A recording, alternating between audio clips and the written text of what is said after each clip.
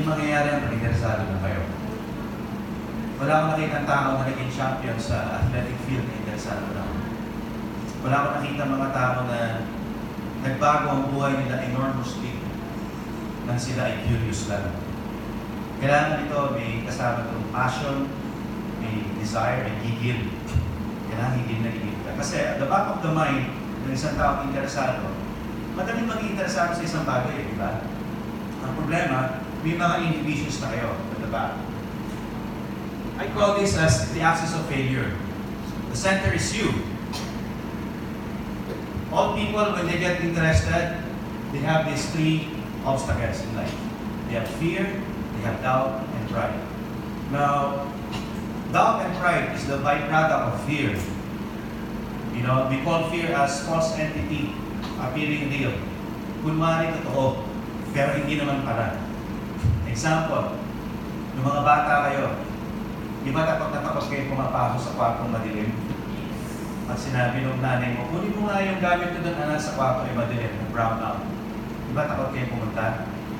Bakit takot kayo pumasok? Kasi baka may mumo. May mumo di ba? Ganun tayo ng bata. Pero, obserbahan nyo, nung nagkakaedad na kayo, yung madilim na kwarto, hindi na kayo takot. Mas gusto nyo nga. Maliwanag ka, pinapatay pa yung ilaw di ba? Okay. So, meaning, nagbabago pala misconception ng tao. Okay, now, we are discussing this because the moment you already go to this world of entrepreneurship, it's going to be a different paradigm. It's going to be a different lifestyle. Different way of thinking. Ang sakit ng lipunan kasi natin is fear. Kaya may poverty tayo. I'm talking this because employees and businessmen, they are totally opposite on the way they think. And there is a saying that the only way that we can change our lives is to change the way we think. What I'm saying is, on the West and on the East, nandiyan yung isa. Kasi nandito yung employee mindset, nandito yung entrepreneurial mindset, the businessmen. They think differently, West and East. The employees are not ready for risks. They go by exact formulation. They go by exact system. They go by a structure. They cannot deviate. Takot silang baguhin. Gusto nila komportable, ito lang yung ginagawa ko. Ayoko nang sumubok. Kung ano inuto sa akin, okay na to. Ang mga negosyante ba, they're very creative. They're highly risk takers. They love making mistakes and failures because that is where their expertise are coming from. Yung fear kasi niya, nagsimula niya nung bata tayo. Sir, bakit? Kasi nung bata tayo, takot tayo na nagkakamali. Bakit tayo takot na nagkakamali nung bata? Dahil tayo ay napapalo. And it develops as we go to school. Pag sa eskwelahan, nagkamali ka, papagalitan ka rin ng teacher. In my time, ginabag ko pa yung pinapalo kami pag nalilate kami. Pag nalate ka ng mga 5 minutes, isang patpat yan. Pag pinabot ka ng 10 to 15 minutes, tatlong patpat yan sa buhay. Kasi all boys sa school namin, Matineo, San Pablo. Papatpatin kami yan. It's very tough. Nadadala mo yan hanggang high school ka, kaya mga high school, ang daming rebelde. At konting pagkakamali, papagalitan. Daming rebels on teams. When you go to college, it's another leveling up of thinking. Mas kailangan matino ka. Kasi ito na yung nagpe-prepare ka na sa profession mo, sa career mo. I started in the field of engineering. Okay? Formulation, structure. Yung tatay ko, sabi niya, he was a scholar in UP, as a civil engineer. And sabi niya, I cannot afford to make mistakes in my calculations, sabi ng dad ko. Kasi pag nagkamali ako kahit decimal lang, pwede bumagsak ang structure ng building. Pwede bumagsak ang isang tulay. Kaya hindi niya, lagi siyang always striving for perfection. Kailangan tamang ginagawa niya. Kaya hindi siya makapasok ng business. Kasi may mga negosyante, tinatawanan ng mistake. Ang tatay ko natutuwa pa nagkakamali. And in college, if you are in the field of numbers, like you are an accountant, an engineer, architecture, in the field of medical field, like nursing, preparation for medicine, dentistry, hindi kayo pwede magkamali din. laging kailangan tama ang ginagawa mo. Bakit ito sinasabi sa inyo? Pag yung pag-iisip na yan, nadala niyo yan sa negosyo, kahit maliit na negosyo lang, kahit nag-negosyo ka sa palengke, hindi ka magkiklik. Pag yung pag-iisip na yan, lalo na nadala niyo sa malaking industriya ng negosyo, katulad ng network marketing o franchising, hindi rin kayo magkiklik. Because again, people here, they think differently. Dito, wini-welcome namin ang mistakes. Sino rito yung mga athletes nasang kamay? Mahilig ng basketball, volleyball, anong sport mo dito? Basketball. Do you like doing a 3-point shot? Na-enjoy mo ba yung 3 points? 3 points. Na-enjoy mo yun? Na-enjoy. Lalo na pag sumushoot. So, sabi sabihin, most of the time, hindi siya nasushoot. Tama ba ako? Tanong ko, pag hindi sumushoot yung bola, sa basketball, na 3 points ka, nag-equate ka ba? Hindi, di ba? Lalo ka pa nga nagdidikit, di ba? Ano sabi mo? Next time, pag-aaralan mo. Pag-aaralan mo yung tamang angulo, pa-practicing ko ng pa-practicing yan para mas marami na yung probability na papasok ang bola. Tama ba ako? Ganun ang mga athletes. So, para sila gumaling, they practice, they learn more. At hindi pa iba, umubuha pa sila ng coach. Kaya may coach pag competitive na. My sport is target shooting. That's my favorite sport. I started with archery when I was younger, and then I was shooting rifles and pistol. Now I'm doing practical shooting. And we burn a lot of ammunition. And not all the time we are hitting our targets when we are moving. Tama? But, you know, it really happens. Sometimes you hit the target, sometimes you don't hit it. But you have to practice it. You have to do it over and over and over again. You know why? Because that is the only way for all of us to become better and better and better and better and better and better. Walang choice. Kailangan ulit-ulitin mo na ginagawa. So sa negosyo natin ito, marami kayo magiging experience dito na ginagawa ninyo ay mali. Madaling mag-quit, madaling bumigay. Dahil pag perfectionist ka na, hindi ka tatagal. So the only secret is accept that you'll be making a lot of experimentation. You'll be making mistakes. Just don't give up. Just don't quit. Okay? Huwag yung dadalhin dito. So, every time na nasa vicinity kayo, na ng burgundy, pupunta na kayo sa office, maglalagay na kayo ng switch dito sa isipan ninyo. Sino rito yung currently part-time na may mga employment sa labas? Nasa kamay. Okay. Thank you. So, kung kayo, empleyado kayo, pagpapasok naman kayo ng trabaho, hindi mo pwedeng dalhin doon yung isipan mo sa inyo. Sabi ni Sir, okay lang ang magkamali na magkamali. Hindi mo pwedeng gawin yun. Matatanggal ka sa trabaho. Pero pag natanggal yun, napakagandang balita nun. Kasi full-time ka na sa name. Tama ba? Okay? So, you have to make a switch, a quick turn. Okay, pag nasa employment ako bukas umaga, switch empleyado ako. Kailangan tama ang ginagawa ko. Magagalit ng bisor ko eh. Sa hapon, pag pupunta ka na dito, may prospect ka, oops, kailangan oops. Negosyante ako ngayon, pwede ako magkamali. Walang magagalit sa akin. Tama ba? Sa employment, pag nagkamali ka, ilang strikes ka lang? 2 or 3. First mistake, warning ka. Second mistake, pwede ka lang tawagin. O warning ka pa rin. Pag umabot ka ng 3, pag hindi ka nakasagot na tama, choky ka. Dito, ang distributors, ilang beses nagkakamali, sususuparin ka. Dosena. Yan, yung mga top, yung tinitingnan namin sa pictures lagi, yung mga nagpapapicture kayo, alam mo kung ilan ang mistakes ng mga yan? Kasi libo-libo.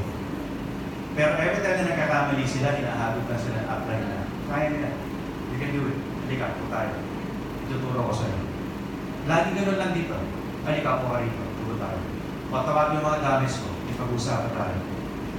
And then lalabas yung mga mistakes na ginagawa. And then ini-improve nila. And then they go out in the field and play again. And play again. And play again. Walang pagkakaya ba sa isang athlete? Sa isang basketball player? Sa isang competitive athlete? So kung ang thinking mo rito is katulad ka ng competitive athlete, magsasucceed ka. That's the reason why professional athletes, when they go to business after retirement, they succeed. Kasi baka inisip nyo, Sir, talaga mayaman yan, Hindi. Nadadala kasi nila yung thinking nila from sports to business. Pag ang thinking niyan, yung field na yan, pareho lang. Keep on practicing, keep on learning, learn from your mistakes. Again, you cannot apply that to employment. Okay? So employees, now, I'm telling you, lahat kayo na galing sa employment, you have to change now the way you think. Because if you have that fear, lalabasin yung doubt. Yung doubt na mag-hold ng potential ninyo. Alam mo yung doubt na nandiyan na, kakayanin mo na, pero nisip mo, parang hindi ko kaya. Kasi byproduct of fear. That's why we have people here like Leo Kaduya, who is only a tricycle driver, a construction worker. Never went to high school. Grade 5. Now he's making $500,000. Galit yun pag kumikita ng 250,000 a month yun. Masama ang loob nun.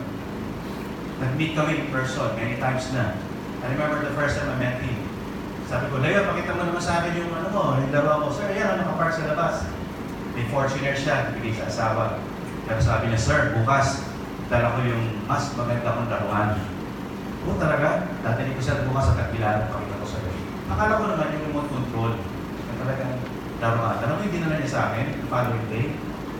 Laruan nga, parang remote control. Alam mo yung monster truck na Ford Ranger, na pinalaki yung mga gulong, tinataas?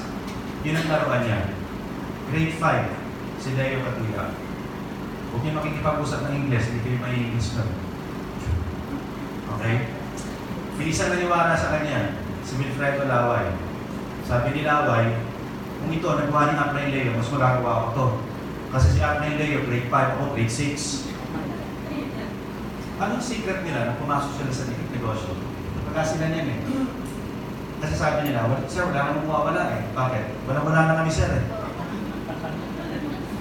Yun ang problema pag nakapag-aral na mataas. Pag mga matatalino, di ba? Matagaling.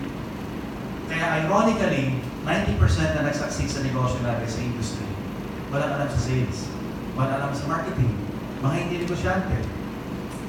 40% I think never even went to college. Only 60% finished their degrees here. And yet, sila yung mga nagbabiyahe sa Amerika. Sila yung tumungtong ng Europe. At alam ko, kayo na yung mga susunod. Nalabanan lang kasi nila yung fear. They started believing.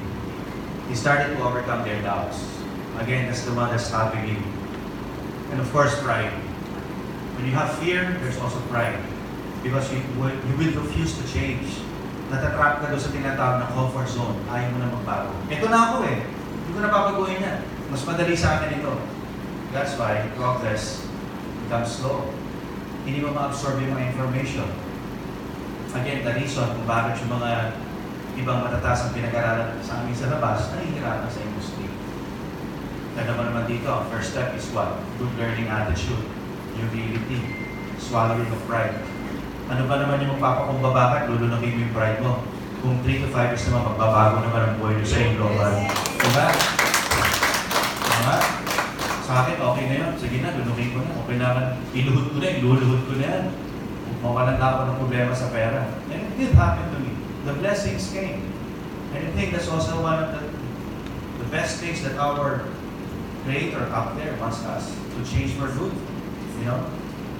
So, fear, doubt, and pride. Those are the axes of failure that you have to stop now. Yun ang lalabanan nyo sa mga panahon to. And the best way para labanan yan, is to expose yourself to people who are starting to have that no fear attitude. So we go to the next part. Stages of a leader. Ito yung tandaanan ninyo. As a leader, you will become businessmen. Now, there are different kinds of businessmen. There are businessmen who are commanders. Utos ng utos. May mga negosyante naman, businessman na talagang leader ang tawag sa kanila. They lead in the front, not from behind. You lead by example. Hindi ka na nagbabago ng orders. So kayo dito, hindi kayo commanders. Yung mga wives ka ng commanders dito. Okay? Lahat kayo dito, magiging leaders kayo. Kayo yung magiging source of motivation and inspiration. May dadaanan kayong stage. Ang first stage mo as a leader is interest. Okay? So pinag-usapan natin kanina, kung interesado ka, hindi pwede magbagong buhay. Hindi pa papasok ang change sa buhay. The second stage is belief. You have to create a belief. Okay, ano yung belief na yan? Sulat nyo na lang. Your belief should be based on 5 things. Number 1 is belief in the company, letter A. Letter B is belief in the products. Letter C is you have to believe in your uplines. Letter D, you have to believe in your downlines. And letter E, you have to believe in yourself. Now let's talk about first letter A. Believe in the company. Believe in the company. Believe in our industry. First of all, you have heard this from the MDO that you have to create your belief first. Now, you have to believe first and convince yourself that the industry can change your lives. Now, we're talking about the industry of network marketing. It is already given in the book of Robert Kiyosaki, the author of Rich Dad, Poor Dad, Cash Flow Quadrant, that there are only 3 businesses sa panahon to ang pwede lang natin pasukin. Okay? Gumawa siya ng quadrant eh. Hindi ko lang pinakita ko yung I'm sure pinakita ko sa inyo ito before sa OVP kung naka-attend kayo. Yung quadrant na yan, di ba? ESBI, right? The left quadrant and the right quadrant.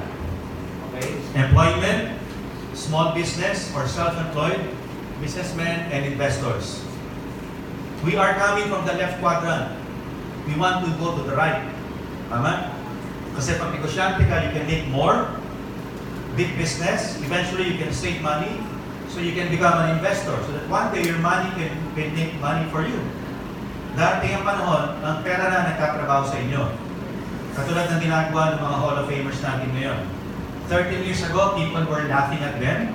Now they are buying properties because they want to retire in the next few years.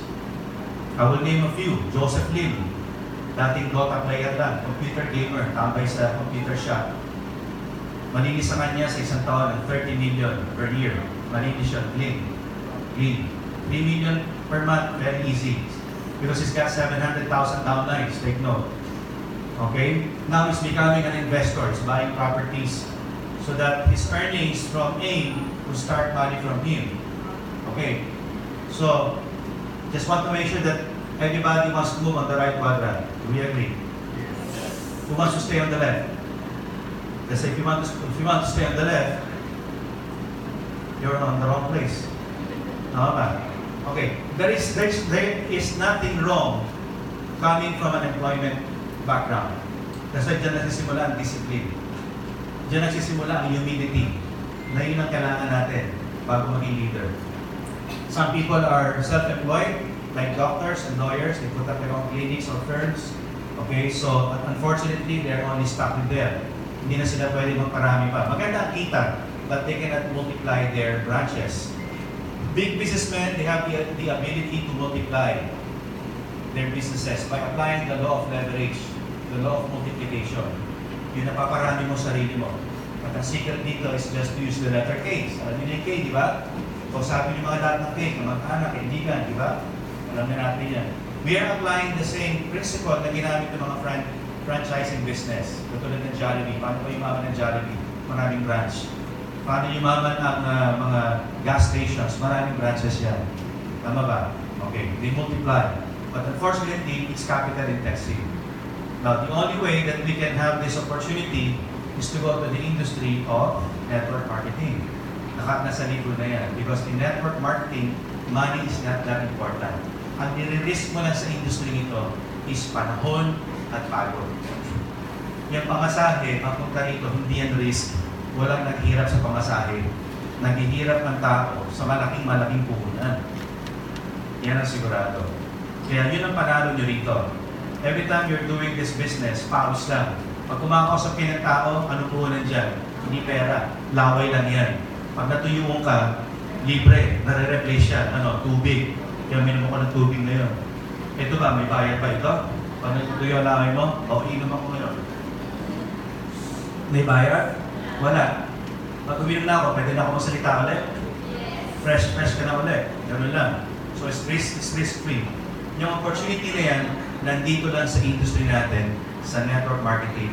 And we are the #1 network marketing company now in the Philippines here. Okay? So, we are here now on a big business. So you have to believe first in the company. AIM Global has been here for 30 years. Founded by experts in this industry. And the good thing is these are people who are, ironically, they came from the different pattern of career. Galing na sila sa ibang thinking before. May isang doktor, may physical therapist, may dalawang engineer. Diba? Nagaling sila doon. Diba? So, pero hindi ba klaseng example before going on the right quadrant, they change the way they think. And believing in the company, I think I don't have to convince you anymore. We're now expanding more than 20 countries. We just opened in Paris, France, a few months ago. Soon to open is Barcelona, Spain, Milan, Italy. We're now developing Northern America. That's why I'll be there in the next 3 months. Do some stuff para matulungan kayo sa pag-network doon.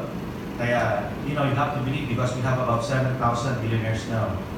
We have about 104 million population all over the Philippines. Ilan lang ang active? Di kayo maniniwala. 5 million lang. 3 million active Philippines alone. 2 million outside the Philippines. So pag lumabas kayo, ilan pa naghihintay sa inyo? 99 million people are waiting for you. Ito, lumana ba? Lapitan niyo yung driver ng Grab. Driver ng Jeep o ng Tricycle. At tanungin mo, Manong, narinig niyo ba yung AIM Global? Alam mo sabi sa driver, ano po yung global na yun? Hindi nila alam. They're just waiting for you. They're just waiting for you. Nailapit yan. Alright? So you have to believe in this company that is gonna change your life. Number 2, letter B, believe in the products. Our products ranges from simple fever to complex cancer. Ang tao ayaw na binibentahan techno. By experience ko na to, for more than 20 years, ayaw nila nang bebentahan sila. Ang gusto nila, kinekwentuhan lang sila. And magtataka kayo, pag kinekwento nyo ang products, bumibili ang tao. Hindi mo na kailangan sabihin na, Tito, bili ka naman sa akin. Ikwento mo lang. And in our experience for 20 years, I have never experienced knocking on doors and selling products. That every time I would talk at different places, boxes, volumes of boxes ang binibili. Kahon-kahon kung bumili sila. Kasi nag-improve kami ng products. My mother was diabetic. My father had a heart disease at pinagaling sila ng natural products. So dapat, you should be the products of the products as well. Okay? Kailangan ginagamit ninyo yan, ha? Kasi mahirap magbenta ng mga skincare products kung hindi nakikita sa inyo. Ang sabihin nyo, alam mo dito, meron kaming pampaputi. Sabihin ng kausap mo, saan ka? Dito. Diba? Diba? Dito meron kaming pampapayat. Diba? Paano kung nakapulbukan tiyan mo, diba? Problema tayo niyan. Okay? Walang masama na maging out of shape. Ang masama, pag tinanggap mo na yan habang buhay. Kaya maswerte kayo na nasa aim kayo. Yumayaman na kayo, sumesexy pa kayo. Wow! Diba? Nandito na lahat. Diba? Because it's a health and wealth business. So you have to believe in the products. Our products, it comes from the United States. Nature's Way, and one of my favorite company ever since when I was high school, yung Wither, Wither products, because they started as a bodybuilding supplement, and they are actually a part of the growing population of fitness enthusiasts all over the world. Kaya na-promote ang fitness and bodybuilding because of Wither. Okay? Marami pa. Letter C, you have to believe in your uplines. Okay? In my time, walk-in ako. So, ang nakarecruit sa akin, organizer. Ang uplines ko ang dami. Tutuusin. Ang pinaka-grandest upline ko, of course, is the managing director before in this industry, yung si Roy Lagones. Yung sumunod na upline nasa Canada, so hindi active, tatay ni Francis. Yung sumunod na, Francis Miguel. Tinan nyo ito para alam structure ninyo. Roy Lagones, Francis Miguel, and then nagkaroon ako ng upline ng Edwin Sandania. Yun yung officer in charge natin na umiikot sa mga product centers ninyo. Take note product centers ninyo all over the Philippines. So lahat ng centers dito, sa inyo yun, sa buong Pilipinas. Kaya gamitin ninyo. Ha? Gamitin nyo. Ina-expand namin yun, pinapaganda namin yun para sa inyo. After ni Edwin, nandito yung June Quintanar. Ito yung legendary driver before, jeepney driver, na nagkaroon ng Ferrari. Na kumikita na siya yung first million earner a month. Pero jeepney driver. And then, na-recruit niya rito yung auntie niya, uncle. At yung uncle, na-recruit tatlo na San Pablo. Yung tatlo, tawag ko doon tatlong itlog. Kasi hindi siya tumulong sa akin. Organizer lang. Tapos ako na. Now, kung ang belief ko sa business, magre-rely lang doon sa tatlong itlog, madi-discourage ako. Hindi nila ako matulungan talaga. If I have a big prospect, no one can help me. Itong si Auntie ni June, Uncle and Auntie, taga Manila, at bago pa rin sa sistema ng network marketing, hindi rin makaalala sa akin 100%. Ang daming questions pa rin. Sumunod, si June Quintanar, yung jeepney driver. Bago pa siya noon. Ahead lang siguro si June noon, ahead lang ng mga training sa akin. Ang problema pa, ang bilis pa magsalita na nabubulol. Kung magsalita siya ganito, alam mo sa dito, sumami na ka, talaga dito, bago talaga buhay ninyo. Ay, grabe na pagtatalaga dito sa pagtatalaga, grabe. At dito magkakaroon ka ng coach, kita 50,000 kagad. Doon siya magsalita. Problema talaga. Grabe magsalita. So, problema. Hindi mo maasahan. Sumunod, si Edwin Sandanya. Si Edwin, bago pa rin. Nakakapa. Minsan nagkakamali, natatakot, natutroma. So, sino pwede kalapitan? Francis again. So, if you can see, he is actually my 7th generation upline, where I got my belief, all of my learnings, my mentorings, my motivation, my inspiration. So what I'm saying is, kung let's say hindi kayo nagkakasundo ng mga immediate sponsors and uplines ninyo, huwag kayong bibitaw. Kasi meron dito mag-apply magkapatid eh. E paano kayo magkakasundo ng kapatid mo? Lagi ko nakukupit ka pa sa kanya dati. Di ba? Hindi kayo magkakasundo niyan. Alright? Huwag kayong bibitaw. Hanapin niyo yung pinaka-apply niyo na talagang leader na talaga. Meaning ito yung mga kumikita na medyo matagal na sa business, mga 6 months and up or 1 year and up, until you go to your gold executives and global ambassadors apply. That is where you get your wisdom. A little support will come from your immediate uplines. May support yan. Huwag kayong mag-alala. But do not expect too much because they're also starting like you. So huwag nyo rin hanapan kagad ng proof na bakit ako magtutuloy? Itong apply ko, wala pang kotse. Ano ba naka-join na niya last week? Tama. So ang puntahan mo, napita mo yung global ambassador mo. Yun ang maraming proof. Yun ang mga maganda sa sakyan. So in my time, that's where I got my faith. Kaya naging matatag ako. And after Roy Lagones, after Francis Miguel, may Roy Lagones pa ako. So meron akong rich dad. Meron akong rich brother. Ano niyo ba yung lesson ng book na Rich Dad, Poor Dad? Ibig sabihin nun, sa mga hindi pa nakabasa nun, a short lang lesson nun. Kung ang tatay mo, hindi mayaman na tao, okay lang yun, tatay mo yan, mahalin mo yan. Mahalin mo, tatay mo yan di ba? Pero, hindi lahat na sasabihin ng tatay mo, papakinggan mo. Kasi mahirap nga kayo Tama. Pero kung ang tatay ng kaibigan mo ay maganda buhay, mayaman, hindi mo kailangan mahalin yun. Pero yun ang papakinggan mo lagi. Kaso sa katagalan ng panahon, natutunan ko na rin na mahalin ang mga tao ito. Minahal ko na si the late Congressman Goles, and of course my late friend, Francis Miguel, who's also responsible for bringing me back in the arms of the distributors of Alliance in Motion Global. Pwede ba pakapaka si Francis Miguel? Always like that. Kaya hanapin niyo din yung mga rich brothers and rich sisters. Doon kayo lumapit lagi for advice. So ako, I'm gonna be also one of your mentors. Okay? So you can approach me. So nakita niyo ako sa 7th floor, sa 3rd floor ako, pakalat-kalat lang ako dyan sa lobby, katabi ninyo ako. Sir, may mga prospect naman ito. Pakilala po namin sa inyo.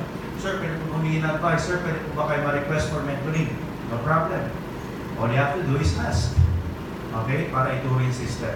That's our role. So believe in your uplines. Alright? Letter D. Believe in your downlines as well. Do not underestimate your prospects, your downlines. Because you will never know. You will never know. I'm sure hindi mo sinasama dito kung alam mo na walang participation yan. Kung alam mo hindi magtatrabaho yan. Tama ba? Hindi mo naman siguro hinatakin dito para lang kayo magpabailing. Di ba? Dinala mo yan kasi gusto mo rin siya matulungan because you believe in that person. Kasi hardworking yan. Kaya first rule, huwag kayo mag-report ng tamad. Pag alam mo na, by nature, tamad talagang tao, huwag na, it's a waste of time. Pero kung alam mo na may ambisyon sa buhay, kahit hindi nakapag-aaral na mataas, may pangarap at kumakayo, kunin niyo, dali ko sa business. Now, speaking about believing downlines, dito kasi may tinatawag na naghahanap tayo ng alas. May 52 cards dito eh. Di ba? Na barahan. Sa one deck of cards, may 52 cards yan. Ilan ang aces niya? 4. So, hinahanap natin ng alas. And sa 4 na alas, lagi may lumilitaw na isang agila. Yung agila, yan ang hindi na nawawala. Mawawala ka sa kumpanyang ito, hindi yan mawawala. Hindi mawala ka. Yung alas, yun yung mag-a-active. Magpupush sa'yo. Yan yung mga magpupush sa'yo sa no pass up. Para mag-GE ka, mag-global ambassador ka.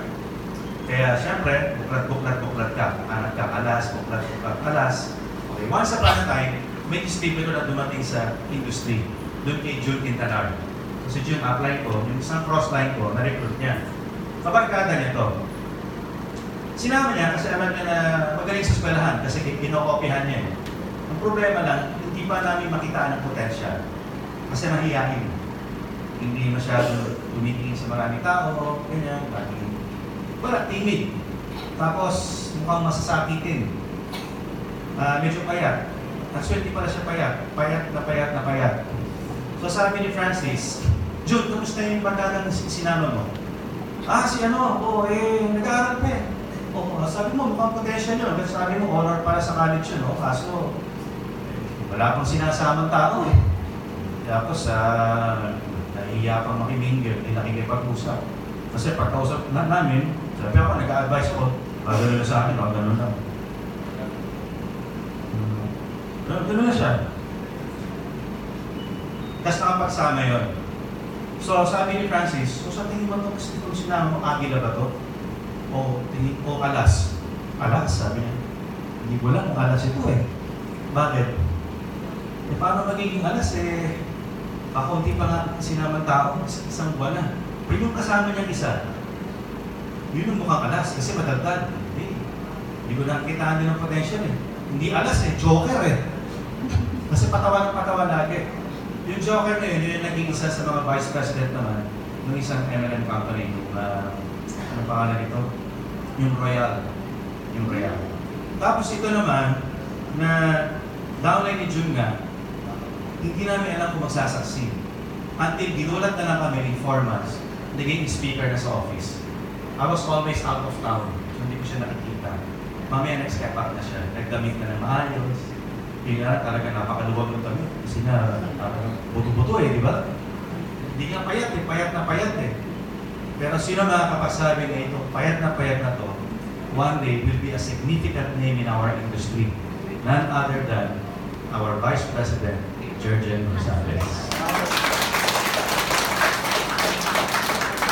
Do not underestimate your downlines. Yeah. Doon na kami naging magkakabagada na nag-step up na sa church. And I saw him from day one. I saw him. Hanggang ngayon. Pinakikita nyo kay George, di ba yung sa church ng day one? Payat pa rin ba? Hindi na. Hunk na di ba? Hunk na. So ang tao talaga, nagbabago pag nag-step up yan. So believe in your downlines. You'll never tell. And most importantly, letter E, believe in yourself. Hindi baling walang naniniwala sa inyo, basta't naniniwala kayo na magbabago ang buhay ninyo. That is enough. Because I've always seen people that, a lot of people, they believe in them, but they never believe in themselves. Wala rin nangyari. The church believed, the school believed, the family believed, that they never believed in themselves. Yung iba nga, nagbibisyo pa. So sinisira na may potential.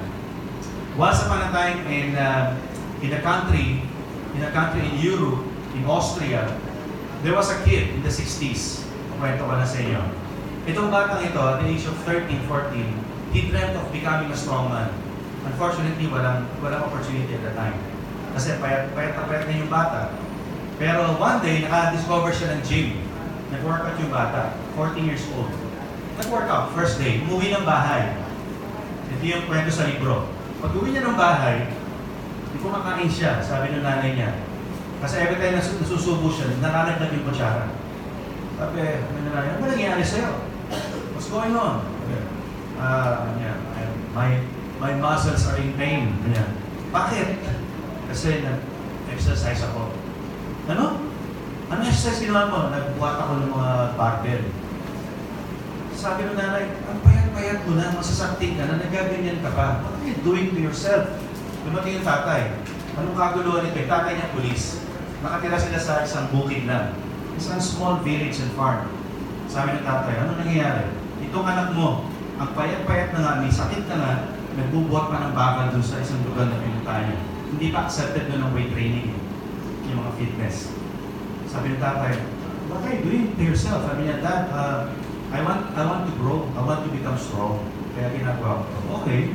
So if you become strong, what is your ultimate goal with that? I want to grow big. I want to become the best built man in the world. Sabi niya sa tatay. Oh, really? You want to become the best built man in the world? Alright. So if you become the best built man in the world, what will you do to your body? Isip siya, I think I will go to America. Amerika? Punta ka ng Amerika? Diba? Sa panahon yun, pag sinabi mo punta ka ng Amerika, pagtatawa na nga ang tao nun. Imagine mo, nakitira ka sa, kunwari sa Cagayan Valley, nakitira ka sa bukid, sa isang barangay, pupunta ka ng Amerika, pagtatawa na siya eh. And sabi ng tatay niya, what will you do in America? I will go to the movies. I will go to Hollywood. Alam mo, sabi ng nanay, tomorrow, you'll pack up your things, you will go to the doctor. Sabi, our son is sick in the head. So gusto siya i-confine.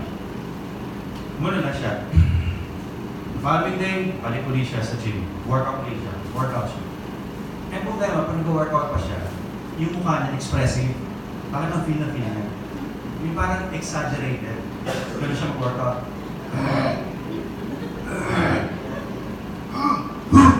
Workout. Pinumapit. Sabi, wow man, looking intense. Sabi sa kanya, what are you up to?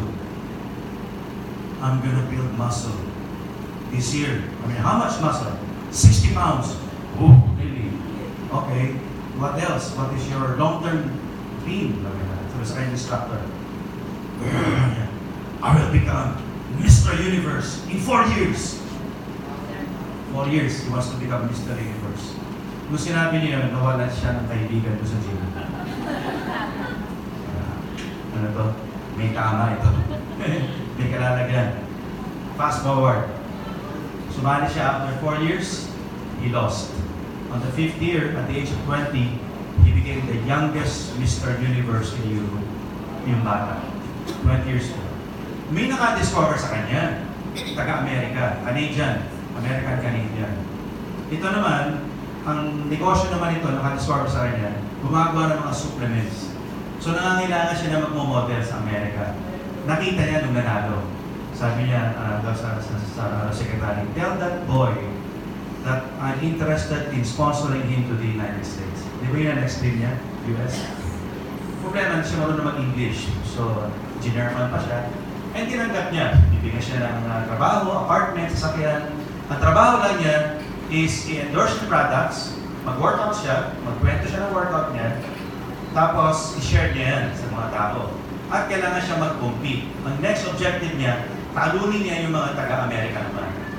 Isa yun sa trabaho niya.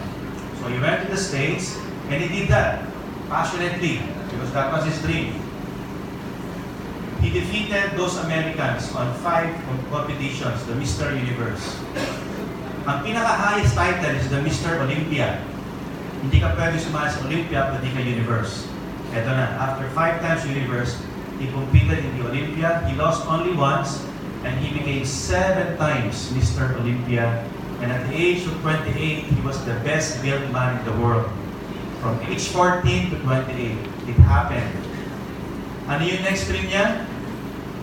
Sabi niya, pagdating niya ng Amerika, magiging artista siya sa Hollywood. Nag-try out siya sa Hollywood. Okay? Nireject siya ng mga director and producer. Sabi sa kanya, you are too big. Hindi ka magmamatch.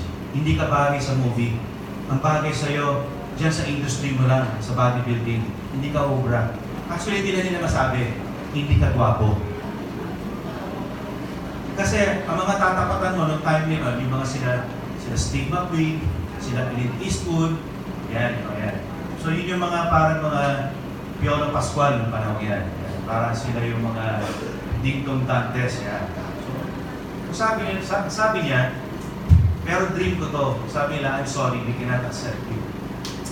Alam mo, nakadocument to. Alam mo, sabi niya, one day, hindi niyo makakalimutan ang pangalan ko. One day, magsisisi kayo na nireject ninyo. Nabigyan siya ng break, little roles, little script. Alam niyo, in 4 years time, ibinigay sa kanya yung first break. Alam niyo yung movie? Conan the Barbarian. Followed by Conan the Destroyer. O para makilala niyo lalo, Terminator 1, Terminator 2, Terminator 3, Commando, Rodil, The Last Action Hero. He became a billionaire. He was the highest paid action star in the history of Hollywood. Nakuha niya yung dream niya. After nun, alam mo yung next goal naman niya? Sabi niya, ibabalik yung tinulong sa akin ng Amerika. I will serve my state. So he wants to become a politician. The detractor said, you can never make it in politics because you are a German by descent. Hindi ka magsasucceed. Tsaka alam mo lang, umarte. Ang alam mo lang, magbarbel. Yan ang alam mo, muna pusukin ng politics. Ano sinagot niya sa dyaryo? You people, you do not know me. That I believe in my dreams and I have a strong work ethic. And I can conquer the things that I want because I believe in my heart. You know what happened? He became one of the best. He became one of the best politicians in California. He became a governor. His name is Arnold Schwarzenegger.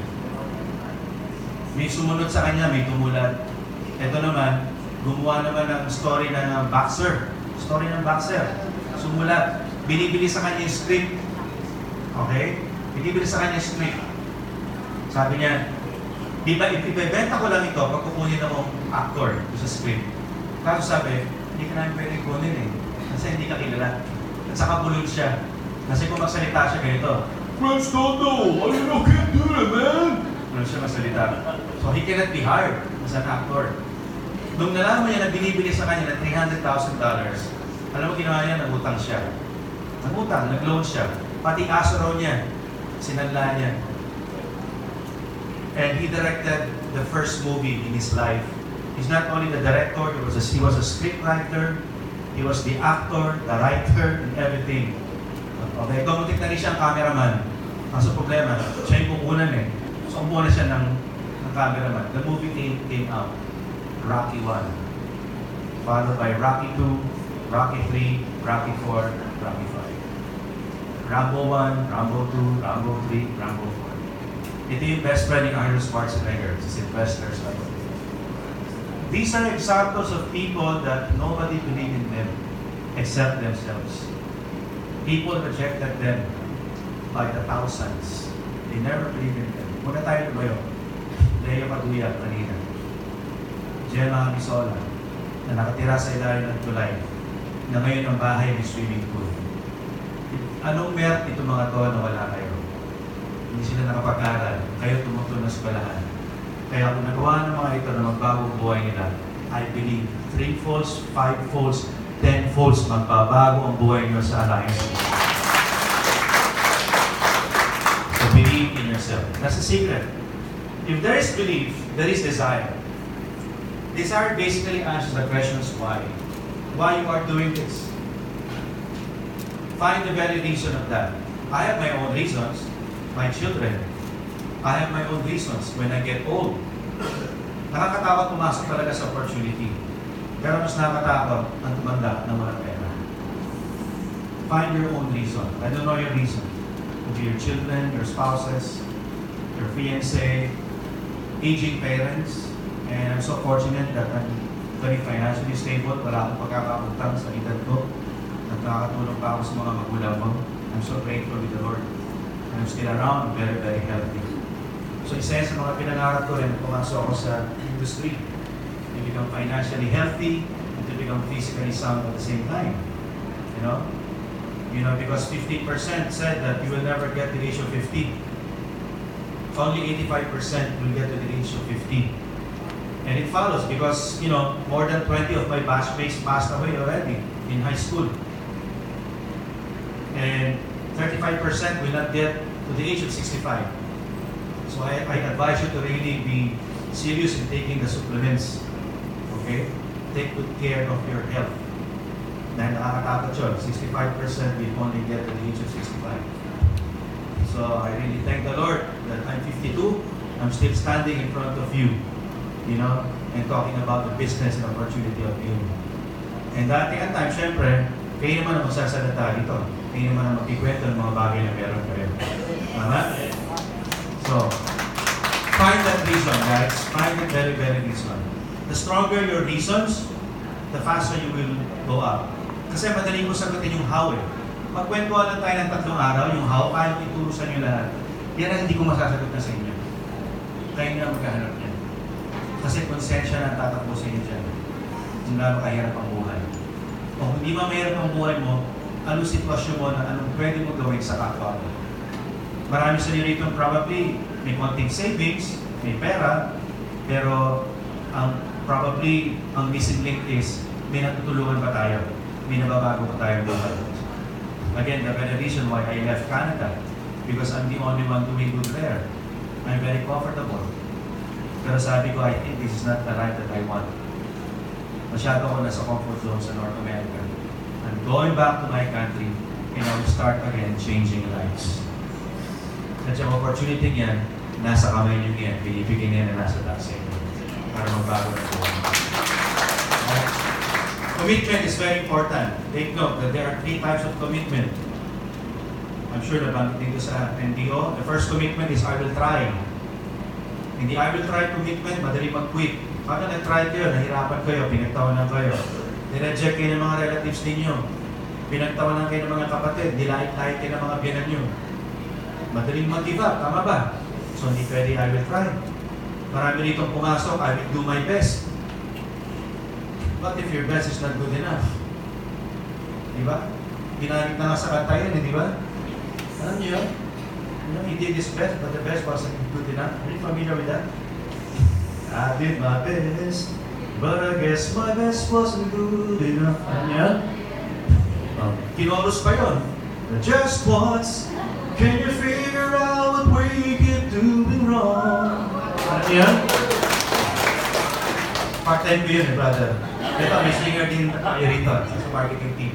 Sumali ito si Vince, he also participated in the bagong kampiyon. Isa sa mga mag-inspire sa inyo. That song, ha? Ang dami nag-patronize. Ang dami nabuntis sa kanta yun. Hindi mo maganda yung lyrics. Because we've seen people who have done their best. Nakita namin sila eh.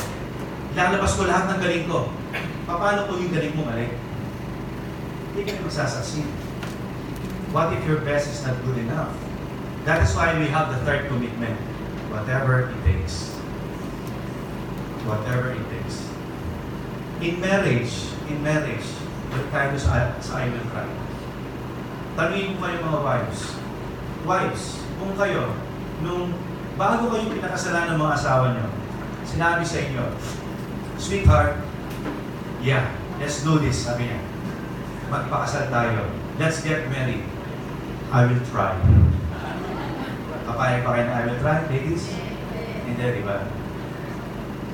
Kasi pag I will try, ang babaw, di ba? What if nakita mo yung mga pangit? Malakas palang humilik yung asawa mo. Baka iwanan mo, divorce mo, di ba? Ipa-anal mo. Di ba? Mababaw yun eh.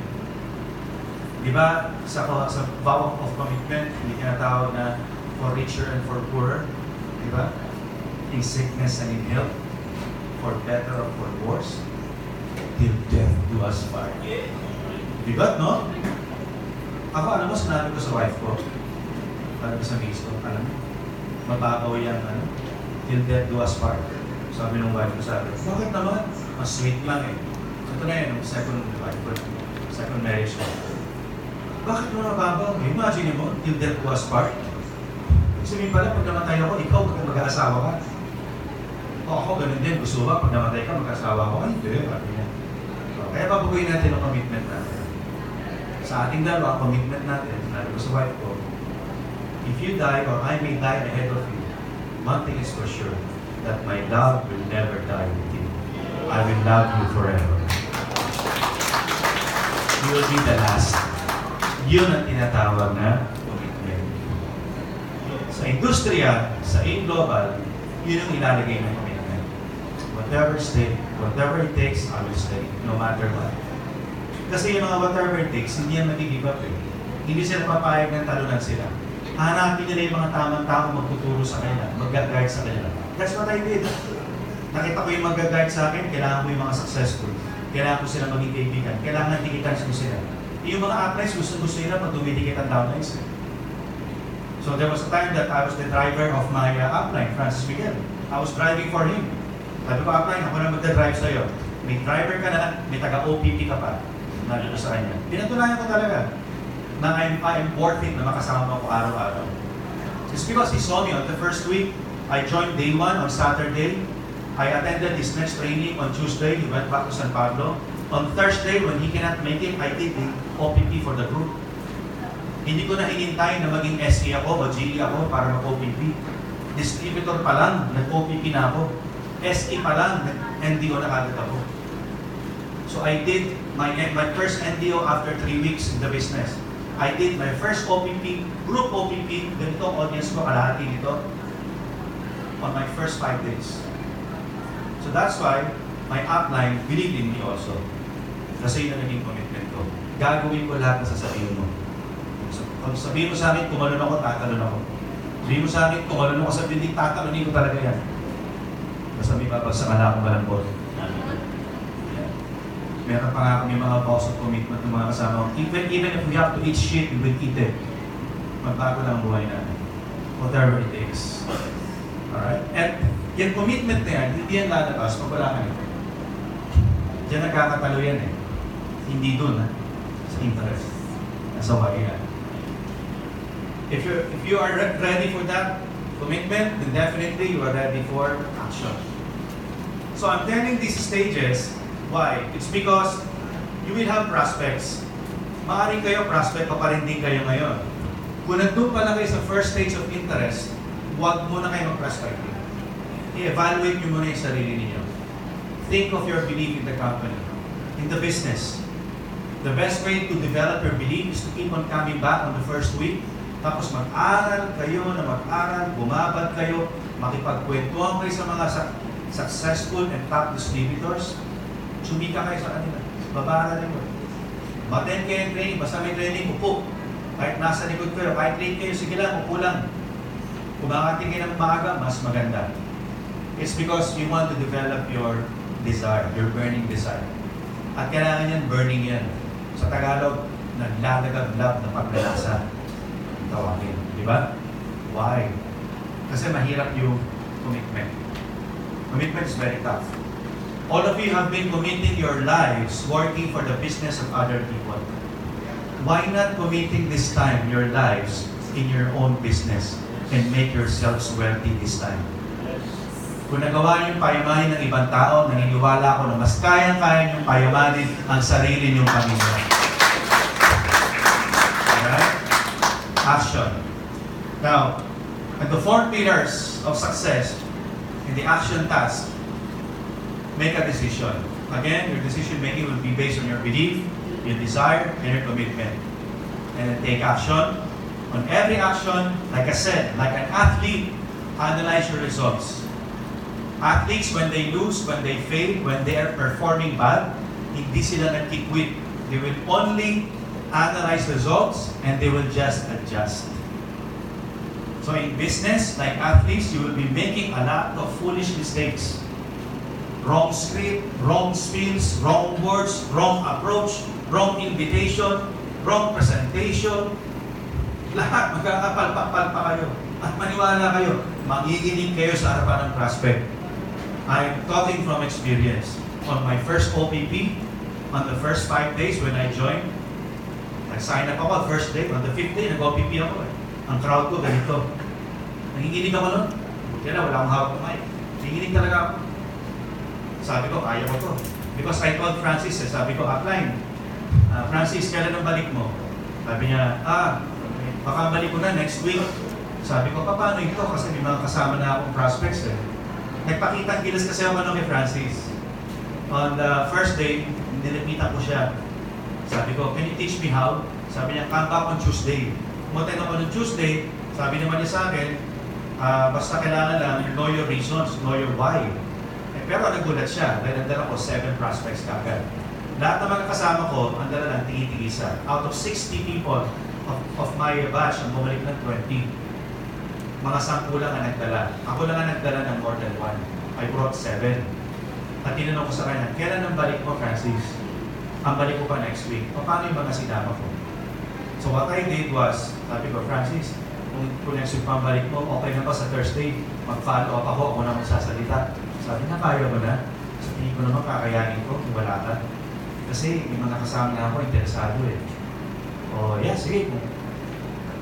Madali lang naman kong sabihin eh. Pwede naman English-Tagalog. Oo nga, nakita ko kanina yung presentation mo. Pwede bang iuwi ko yung Manila paper na sinulatan mo? In the old days, we do our OPP Manila paper. Ginaganda lang namin. Pentel pen ang gamit. Wala pa kami mga ganito. Wala pa kami mga pindot-pindot na ganyan. Wala pa PowerPoint. So, inuwi ko yung Manila paper, pinag-aralan ko yun for 2 nights. And then pinonta ko. And guess what? Nung pinonta ko siya ng Thursday, I was shaking. Pero natapos ko. Pagkatapos ko, pumunta ako sa likod, sabi sa akin nung kasama ko, okay ka lang? Oo, okay lang po. Kamusta yung pagsalita ko? Maliwanag ba? Nasabi mo naman yung thought, sabi ng kasama ko. Pero maliwanag? Oo, okay lang, okay lang. Ang problema lang, mali-mali yung mga commission ko. Mali-mali yung points. Pati yung private na pinakita mo sa akin. Sabi ko sa akin, huwag ka na maingay. Hindi naman nila alam na tama eh. Tayo na nakakaalam. Guys, we started that way 23 years ago. Okay, ganun kami nagsimula. Kami yung mga typical example ng distributors na hindi kami magagaling. Pero nag-pretend kami na kunwari lang magaling kami. Naggagaling-galingan lang talaga kami. Totoo na. Pero may kasabihan nga, ang tao hindi magaling pag naggagaling-galingan sa buhay niya. Gumagaling at gumagaling talaga sa buhay. Di ba gano'n naman sa sports? Pag gusto mo mag-qualify ka sa team, kumari magaling ka para makuha ka. Hindi mo talaga magaling. Nakita ka na ng konting galaw. Hindi ka talaga magaling. Gumaling ka lang, nandun ka na. And you keep on trying your best, doing your best. Again, try again, until you are developing the skills. Definitely, hindi na ako mangangatal sa harapan nyo ngayon, di ba? 20 years na di ba? But that's how we started. Jurgen shaked also before. He was shaking. He was stammering. Nakakalimutan namin ang speech, nakakalimutan namin ang outline sa pag-iisip namin. But that's the way it is. Everybody started that way. Humble experience. But of course, when we make mistakes, we just keep on adjusting. That's how we do it. So adjust. Alright? Your first few steps. So kung bago kayo sa business, tapusin niyo muna yung mga trainings bago kayo mag-prospecting. Yung advice ko. Huwag muna kayo mag-recruit. Huwag muna kayo mag-share sa iba. I-contain niyo muna yung sarili niyo. Keep it to yourself and pray. And keep on coming back. Learn. That's the first week or the first couple of weeks. Finish your OPP, product demos, NDO. Normally in our time, it takes about 3-3-3. In fact, in my time, it was 5-5-5. Nire-require kami ng 5 OPP, 5 NDO, 5 product demos. Mabalik-balik yan. Unless makita ka ng upline, sabihin sa'yo, you're doing good. Makita niya na maganda rin attitude mo, iba rin pag-iisip mo, pwede ka na mag-prospecting. But for me, I think kung naka-attend kayo ng 3 OPP, na may 3 product presentation, at meron kayong mga 2 NDO, meron pa kayong isang leadership training, I think that would be good enough para lumapit pa kayo ng prospect. Because we'll be teaching how to invite. Make a prospect list of 40 to 60 people. Start with your warm list. So yung warm list, yung mga kilala nyo. Starting from mahal sa buhay, kamag-anak, very close friends, and then yung mga kapatihan nyo sa lugar ninyo. Kahit di kayo close. Ubusin nyo sila. Ubusin nyo. Kaya yung pagtawanan kayo kung hindi sila sasama. Let it be. It has to happen. You have to experience that. You have to experience it because one day, tandaan niyo, magsasalita kayo sa stage, ikikwento niyo yung buhay niyo. Maybe not this year, maybe next year, maybe 3 years from now or 5 years. At ikikwento niyo kung paano kayo tinurn down ng mga close friends ninyo. Paano kayo pinagtaguan ng mga kumari ninyo. Pinagsarahan kayo ng pintuan. Kumari wala sila, pero nandun para sila sa bahay. It happened to all of us. Wala akong kumpareng sumama on the first year. On the first year. Pero sumama sila after 2 to 3 years. Everybody answered me, pare, kung ba naman iniwala ka pa sa ganyan? Pare, sorry, wala akong time. Hindi ko lang kung ano sagot eh. Pero after 2 to 3 years, everybody was calling me, Ariel, pare, kumusta? Patod ko naman ang review dito. Tagal mo na nawala, oh. Balita namin, nagbago na ang buhay mo eh. Punta rin ng kotse mo, ha? Mayaman ka na pala ngayon. Sabi ko, sino na sabi sa'yo? Papaniwala ka naman. Oo, totoo eh. Nakita namin, may picture eh. Nakita namin yung kakalog ng company mo. Pinagdala dito. Attend ka, ha? Sige, attend ako. I'll be there. Dating ako. Akala nila, pagdating ko, narekotin ko sila. Hindi ko sila nire-recruit. Yun na nagulat sila. Everybody was waiting. Umiinom kami. Everybody was waiting. Pinagsalita na isa, hindi mo ba kami re-recruitin? Alam mo, sabi ko, busy ako ngayon eh. Pero kung talagang gusto nyo, you have to see me at the office. Saan ba office? Ortigas. Yeah. And trust me, all of them joined also. After 2 to 3 years. By the book na yan, nasa libro na yan. Nasa libro yan. Kaya pag ang kalaban nyo nito is family, close friends, nasa libro kayo. Nasa book yan. Makinig kayo ng mga seminars sa YouTube, yung mga foreign speakers. Kinakwento rin nila yan. So if you're experiencing that, welcome to the family. Welcome to the world of success of networking. Amen. Amen. But again, start from your warm list, prospect list. Kasi after naman yan, mag-aatal na kayo lumapit sa cold list. Ito yung mga hindi nyo kilala, strangers. You'll be using the power of your calling cards. So that may calling cards kayo na binibigay yan. Because after that, it's gonna be prospecting and invitation. Ano ba magandang lapit na way na pagpa-prospect? Gusto mo malaman? Okay. In my time, pag lumalapit ako, even na kumikita na ako, it's very simple ang approach ko. I will call the prospect on the phone or I will approach it. So kung warm list ito, ang approach ko ganito. Ano name mo?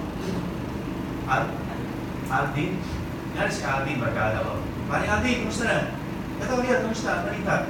Ito, medyo busy ako eh. May sumama rin kasi sa akin nun. I think dalawa, kakilala ko. Aldin, buti na nakita tayo. Bakit? Kasi nahanap kita eh. Last week pa. Bakit? Ano meron? Kasi nagsimula kami ng family ko ng business. Kaya naalala kagad kita. Kasi di ba naghahanap ka ng part-time? Yeah. Oo. Tama-tama bro. Pwede kitang tulungan kumita ng mga extra 10 to 20,000 part-time na. 1 to 2 hours lang. Ano ba yan? Ano negosyo yan? Ako, hindi ko kaya explain ngayon. Makadali ako. Puntahan kita mamaya after dinner, magkwentuhan tayo. So, oras lang. Observe mo lang. Tingnan mo. Represent ko sa'yo. Kung magustuhan mo, magtulungan tayo. Kung hindi mo gusto, okay lang. I'll see you later tonight. Okay? Pwede ka? Sige, puntahan mo ako. As quick as ka. Phone calls, ganun din ako. Hindi ako nagkikwento. Ano nature ng products, hindi ko sinasabi. Meron talaga magbibiga. Pipigayin ka talaga. Kung expert na kayo, pwede mo nasagutin yan. Ang products namin is health products from simple fever to cancer. Pero ang pagkita rito is by building an organization of people na hindi ko pwede explain sa phone. We have to meet in person. Ganun na. Wala akong babanggitin na company, wala akong babanggitin kahit. Yun lang, hanggang doon na, kung talaga tinanong ang products. Benta-benta ba yan? Ay, hindi. Kasi kung benta-benta, mahina kita. May tuturo ko sa iyo na malaking approach para kumita ng mas malaki. Kaya we have to talk this seriously, bro. I'll see you tonight. Finish. Calling card. Kunwari, nasa mall kayo. May mga lumalapit, di ba? Mga sales lady. Dapat niya ready na kayo ng calling card. Okay. Kung lumapit kayo sa mga ganyan, obserbahan niyo muna yung tao. Tingnan niyo yung maganda yung personality na tumutulong sa inyo, nag-assist. Pag pasukla-suklada, avoid. Kung maganda yung attitude ng empleyada, yun ang bigay ng calling card. So normally, lalapit yan, Huhugot ako ng calling card. Yeah. Take my calling card. Sabihin niya, Sir, ano po yan? Opportunity yan sa'yo. Ano po ito? Trabaho po ito? Yes. Kasi nag-expand ako ng business ko. Nangangailangan na kasi ako ng konting tao para tumulong sa business ko ngayon. Nag-expand ito. Kung ikaw yung gusto mong kumita na sideline lang, 10,000, 15, 20, 30,000, tawagan mo na ako magparagdag ka. Sir, ano pong trabaho? Tawagan mo na ako iiyak. Okay? Konti lang kailangan ko ay bilisan mo. Alis na ako. Urgent. I need calling cards. Kaya lang. And normally, out of 10 to 20 calling cards, yung tumatawag na dalawa. Minsan sumasali pa, dalawa din. Sa isang box, pag inubos ko yan, maniwala kayo, hindi bababa sa 10 sasama sa inyo. Pero, gandahan niyo yung spiel ha, yung tamang words. Huwag kayong matakot. Ngayon, ito yan. Huwag kayong mag-expect din na lahat ng bibigyan ng calling card ay tatawag. Mali yun. Ang mali pag-iisip kasi ng mga tao sa industry natin, gusto nila ang tao na please sumasama. It will never happen. Treat this business not as recruitment. Think of it as a mission. That's what I do. I treat it as a mission. Every day when I go out, isipin ko, today, I will be giving blessings to people. I will hand out 5 calling cards. And I will not expect them to join me. And I don't care. Pinabutan kita ng calling card, ibig sabihin nun, that's my destiny to give the blessing to you. Pwedeng sasama ka, pwedeng hindi.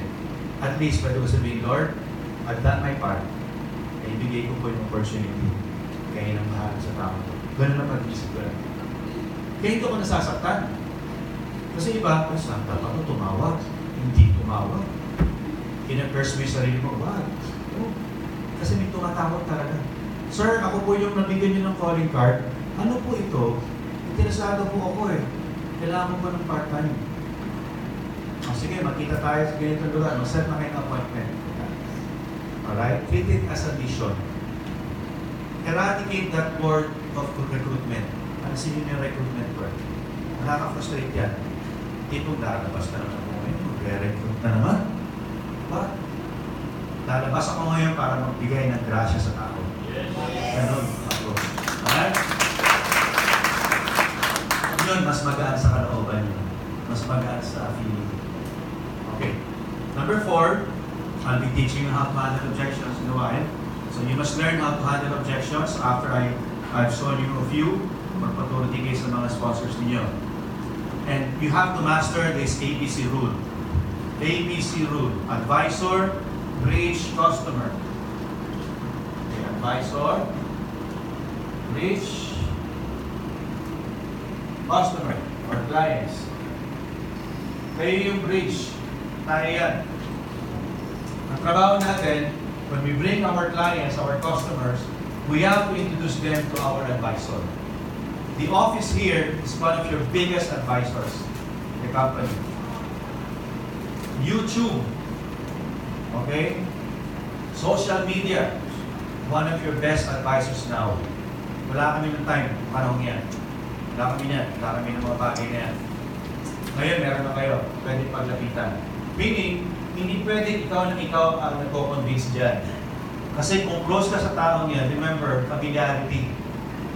Pwede hindi sila maniwala sa'yo. Best friend ka eh. Alam niya ang buhay mo. Alam niya ang private life mo.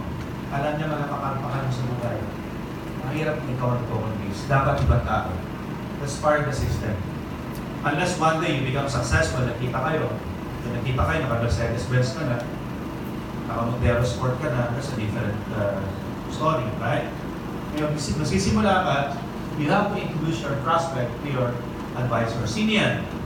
It can be your sponsor, it can be your upline, who's making good now. Meron ng mga payouts yung mga yan, na nakikita na yung cheque, that they can be your proof. Kasi wala kang proof eh, tama? Yan ang secret na ginamit ng top distributor namin before, si Jupita. Remember, bulol siya before? He was never a good talker, a good public speaker, no? But he was very good as a bridge. Yan ang binaster na lahat ng top distributors, bridging. So in order for that to be mastered, you have to swallow your pride. Kasi i-build up nyo lagi yung advisor. Huwag nyo i-build up yung client. Okay? So sasabihin mo, sa prospect mo, tomorrow, dadali kita sa office, papamit ko sa iyo yung pinag-grant outline ko. Siya yung board executive at yung isa naman, global ambassador. So yung mga mentor and advisors na ngayon sa network namin. Ito yung mga marami ng binago ang buhay. Ito ang background niya before. Ito siya, nung una, ito na siya ngayon. So, papakilala ko sa iyo bukas. Makinig ka lang. Advice ko sa iyo, lahat ang sasabihin niya, bro, pakinggan mo. Mare, pakinggan mo siya. Marami ka magtutulad kasi nakita ko yung buhay mo para katulad ng buhay niya na nag-start ko. I-build up mo yun. At kasi ito na ngayon ang buhay niya. So, kailangan, pag dinala mo doon, yung client mo, na-dig up na, na-build up na. Okay? You follow? Yes. Okay. Kung yung gagawin na i-build up yung mga client, ha? Baka sabihin mo sa apply mo. So, ikaw naman, sabihin mo sa apply mo. Dalawa lang yun, ay sabihin mo sa apply mo, apply. Napakilala ko sa yung prospect ko, ha? Interesado na siya, Build up na kita. Alam na niya yung buhay mo. Sabi niya first. Yan yung dapat tapos sa apply. Merong iba dyan na, apply, ipapakilala ko sa'yo. Big prospect ito. Grabe. Ang ganda ng buhay. 3 ang building dito sa Makati. May building pa siya sa Europe. Ang dami niyang property sa North America. May helicopter siya. May yate pa siya. Ang dami niyang exotic cars. Marami siyang negosyo. Kailangan mo tumakonvince. Sabihin mo, apply mo. Anong negosyo niya? Doon tayo sumama sa kanya. Baliktad. No-convince yung apply. Tuloy. Alright? So, learn to build your uplines to your downlines. Okay? That's the ABC rule. Pag yan na na-master ninyo, madali lahat. Madali lahat. Strategy yan. Yung approach na yan. Okay. Kaya ba yan? Kaya? ABC rule? Yes. Alright. Handling objections. Look at this. Na-encounter nyo na ba yan?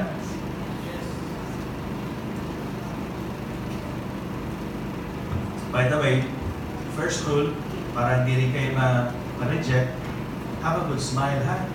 Practice nyo na yan, ha? Sa bahay. May mga mabigat gumiti. Tumingin kayo sa salamin. Tini-insura nyo, gumiti kayo. It only requires a few muscle to smile. Okay? Mas maraming muscle ang kailangan para sumimangot. Ang smile, konti lang. Ito lang ginagamit. Diyan ako hirap doon. Why? Because I came from the military where we don't smile at all. You know, in PMA, smile pa lang, offense na. Lalo na yung tawa. Okay? Pag first year ka. Kaya, hindi pwede sa amin yung ngiti, nalabas ng ngiti. One time, I think one of my upperclassmen saw me entertaining yung mother ko. Nakita na nakangiti ako ng ngiti-ngiting ganun. Pagbalik ko sa barracks, minalas ako, syempre. Umigising kami, di ba? Yung isang classmate ko naman, nung pinunan sa yearbook, sinabi na nga, kailangan tiger look. So, tiger look, kailangan, gano'n ang picture mo. Eh, pinatawa ng isang classmate ko, lumabas na ka gano'n. Bugbog yun, bugbog talaga yun. Kaya, hirap na hirap ako nung lumilipat ako sa business na. Kasi kailangan ko na baguhin yung personality ko. I have to learn how to smile. Kaya yung smile na nakikita nyo sa akin, kaya ko pinractice yan. Years yan, years. Alright, these are handling objections. Type. Na-encounter nyo na ba yan? Alam mo nyo yung mga sagot dyan? Gusto nyo matutunan ngayon? Yes! Hindi matutulog, ha? Sasagutin kayo. Alam mo maganda nga yan, pero hindi ko linya yan eh. Normal yan, narinig nyo na yan? Hindi ko dahin yan eh. Alam mo, sagot dyan, ganito lang. Alam mo, eksaktong-eksakto nakita ko to. Bakit? Hindi ko hindi. 95% na nag-succeed dito, hindi nila linya ang network marketing. Wala silang alam sa sales. So ito, related ito dito rin. Related yan dito at saka dito sa inferiority complex. Magkakasama na yan. 90% dito, walang selling skills. Walang line sa business. At ito ang magugulat ka, halos lahat ng kausap ko mga successful, lahat mahiyain na nagsimula. Kaya tamang-tama na, tiyempohan mo to. Ito ang kailangan mong business ngayon. Paano ko magsisimula? Yun ang mystery. Kaya gusto kong dalhin kita sa office. Yun yan. That's it. Kasi magugulat yun ha? Hindi ko nga linya Kaya nga, kaya kung hindi mo ito linya, ito negosyo para sa'yo. Kasi nga, hindi mo linya Kasi ang nahihirapan dito sa atin, yung mga magagaling sa sales. Yung mga top sa marketing sa labas, doon sila nahihirapan dito. Real estate, car sales, insurance. Hirap sila mag-adapt dito. Kaya, well, that's the irony. Yung mga walang alam naman sa marketing, sila yung mabilis na tuto. Because one thing is you have to forget what you know. Hindi namin mailalagay sa isang baso ang puno. Kailangan itapon mo naman yan para ma-refill namin ang iba. Tama ba? Gusto mo ng live coffee, kailangan mo itapon muna yung brand X na kape mo. I don't know kung ano kape yan. Starbucks bread o Nescafe yan, tatapon mo. Para malagyan namin ang live. Kasi sabi mo, may insomnia ka So stop drinking that. Kasi ako, ang problem ko, I was never a coffee drinker. Kasi ang problema ko, insomnia lagi. Hindi na ako pwede mag-caffeine intake ng 3 o'clock in the afternoon. Tatamaan na ako sa gabi, hindi ako makatulog. Pero ngayon, heavy drinker ako ng live. Kasi yun naman ang nagpapatulog sa akin ngayon. Okay? Pagkatawag sa coffee na yun, yung live na yan, mysterious yan Pag gusto kong feel na gising ako. Pag sinabi ng thought ko na kailangan ko magkape para magising ako, gising ako. Pag uminom ako ng coffee sa gabi, sinabi yung gusto kong matulog, papatulogin naman niya ako. So nakikinig siya, nag-a-adjust. Pero kapasensya na, Nescafe kahit sabihin ko matutulog ako, ayaw mo ko patulogin So nagbago ako ng coffee. So for 30 years, I was never a coffee drinker, just now. Through Wayne. Okay, so alam niyo na sagot, not my line, and no selling skills, and inferiority complex. Mahihayin kasi ako tama, bahagi sa ito. Kasi mahihayin ka. Kasi mga top dito yung mga mahihayin. Ito naman Kung sabi ko yung mga top, sila yung mga mahihayin dito. Tapos ngayon, meron pang online networking na rin. So yung mga mahihayin, nagsisimula doon. Kasi maraming walang niya sa pagka-chat Di ba? Nagsa-chat na sila Di ba? Alright. Pyramid scam. Sabihin nila, hindi ba pyramiding yan? Mali. Hindi. Ang scam, iba yon. Iba yung pyramid scam, iba yung pyramid scheme. Pyramid scheme is legit. Di ba empleyado ka? Empleyado ko ngayon. Natrabaho ko sa Makati. So, nasa pyramid scheme ka. Kasi ang structure ng organization lahat is based on pyramid. Pyramid lahat. Talaga. Lahat. Government, corporations, military, monarchy, everything is structured as a pyramid to represent it. So, iba yung pyramid scheme sa pyramid scam. Ngayon, pag sinabi naman yan, di ba yung mayaman lang dyan yung nasa taas? Mali. Dito ko, hindi mas masipag, yun na mas kumikita ng malaki. So, kahit nasa ilalim ka na, pwede mo lagpasan yung 10th generation up there kung mas masipag ka sa kanya. Kasi nasa legit ka na networking scheme. Pag nasa illegit ka, nasa pyramiding scam ka, hindi mo lalagpasan yung nasa taas. Kaya kayo mga employed ngayon, I'm sorry. Talagang matindi ang pyramiding ninyo kasi hindi kayo lalagpasan nasa taas. Can you take that? Can you swallow your pride? Can you take that reality? Because that is the sad reality. Pero sa AIM Global, kaya nyo lagpasan dito yung mga top 10 pagdating ng panahon. Lagpasan nyo yung mga yan. Bakit? Tatamatin din yung mga yan. Tatamatin din sila. Papagod na sila. Kayo naman, mga hata. Alright? Tsaka sinasabi nila, hindi, kasi nakita mo yung structure ninyo Di ba ganito yan? Ganyan. Ganyan din Di ba? Ganyan kayo. Bigo man yan na sa amin Di ba? So kung ako ito, yung mayaman nasa taas. Ito ang kumikita nasa taas. Kasi ako ito Sabi ko, representation lang yan. Kung ayaw mo na ganyan, pwede naman na baliktarin Baliktarin natin. So, gusto mo, ikaw ito, magdala ka ng dalawa, magdala ka sila ng dalawa. So, sino na kumikita? Inasa ilalim na. Ang pangit naman tingnan, di ba? O, ayaw mo rin yan. Ayaw, ay, pangit, hindi maganda tingnan. O, sige, baguhin natin. Ganito na gawin natin. Ikaw ito, magdala ka sa kaliwa, magdala ka sa kanan. Pwede rin yan. Ito naman sa kaliwa, magdadala sa taas, magdadala sa baba. Ito, ganito. So, ano yung sura niyan? Spaceship. Diba? Star Wars. So, hindi pwede. Kailangan talaga ganito eh. Lahat pyramid talaga. Lahat yung magagawa. Okay? Parang ganito yan eh. Parang tatay, nanay, meron yan eh. Mga anak, mga apo. Pyramid pa rin eh. Alright? So, you just have to explain it to them. You know, people, they're not really rejecting you. Trust me on this. 110% they are not actually rejecting the business. They are just trying you out kung masasagot nyo lahat ng tanong nila. Kasi pag nasagot nyo yung rejection nila, ano mo sabihin nila? Mukhang maganda nga yan ha. Sige, mukhang matutulungan mo ako dyan. Makakonvince siya. Kasi observe nyo, yung mga taong reject sa inyo, trust me, mag-join yan sa ibang tao. Kaya kayo ni-reject, hindi nyo nasagot sila. May tinanong sila, hindi nyo alam ang information. Ba't wala kayong information? Hindi kayo nag-aaral. Tama? Yan ang reality. Kaya, yeah, you really have to keep on learning, asking, mentoring, alam. Right, next, who's on top? So ito na yan, pinakita ko. Hindi na yun. Lack of financial means, sabihin sa'yo, maganda nga yung problema, wala nga. Yan kasi wala akong pera eh. Yeah. Wala akong pera eh. Anong sagot dyan? The more na kailangan mong gawin ng global. Kasi wala kang pera. Yung global package, ang dami nagsimula din na walang pera. Pinangutang yan. Tapos binenta na lang yun naman. I do not recommend it. Kasi kailangan gamitin yung products. Hindi ko sinasuggest yun. Pero maraming gumawa nun para makabayad sa utang. Because magkano yung global package? 7,000, di ba?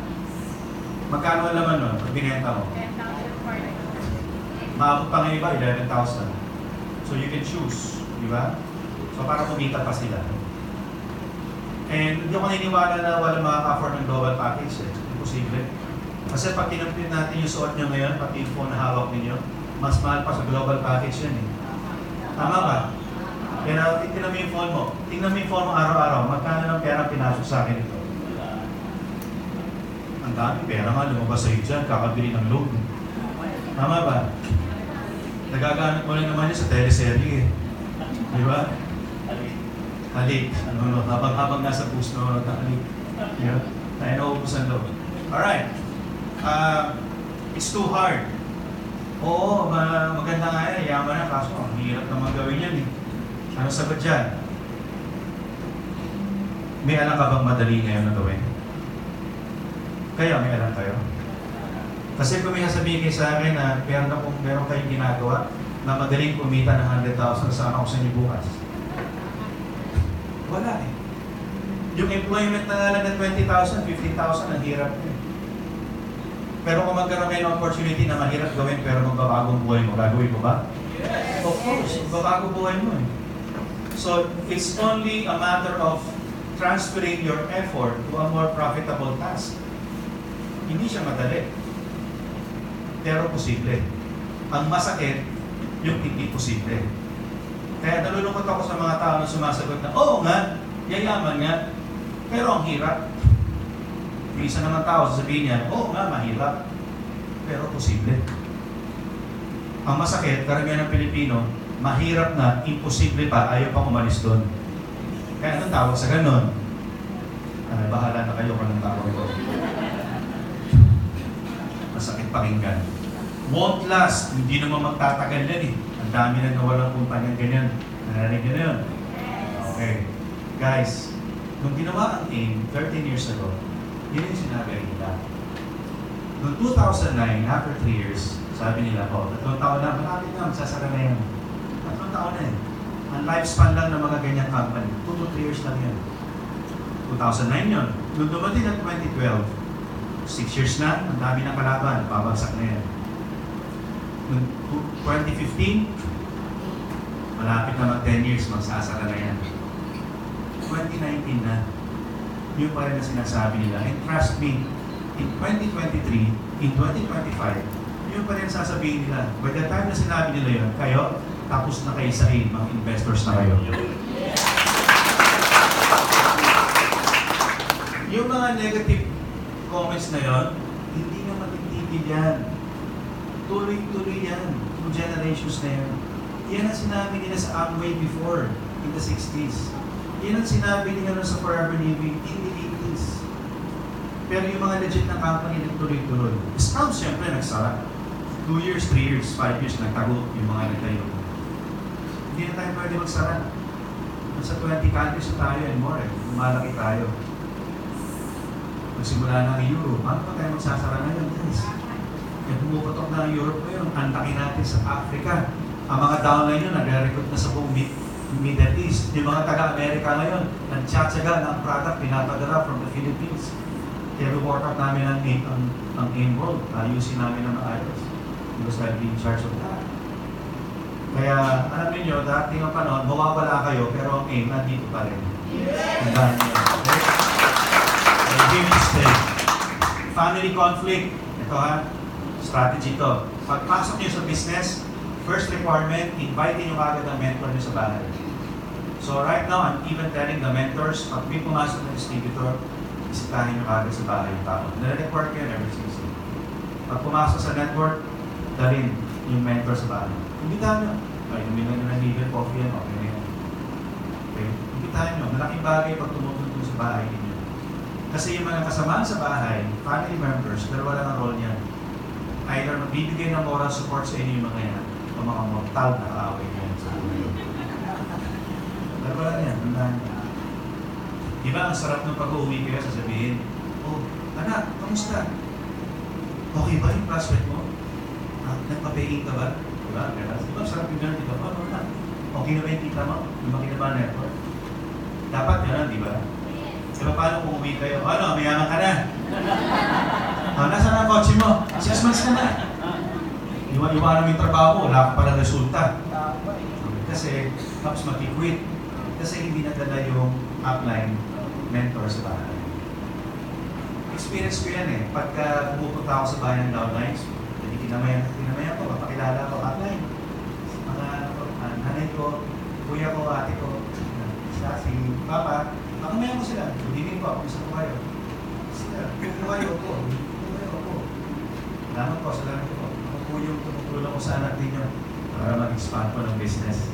So, gusto ko na makilala nyo kami sa company para matulungan nyo siya.